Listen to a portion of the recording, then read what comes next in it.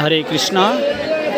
দামোদর মাসে সকল ভক্তরা প্রসাদ সেবায় ব্যস্ত রয়েছে। বৈদিক শাস্ত্রে বলা হয়েছে, মহাপ্রসাদ গোবিন্দে নাম ব্রহ্মণে বৈষ্ণবে স্বল্পপূর্ণ ব্রতম রাজন বিশ্বাস নৈব জায়তে।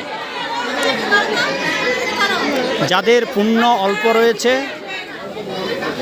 তাদের কপালে ভগবত প্রসাদ জোটে না।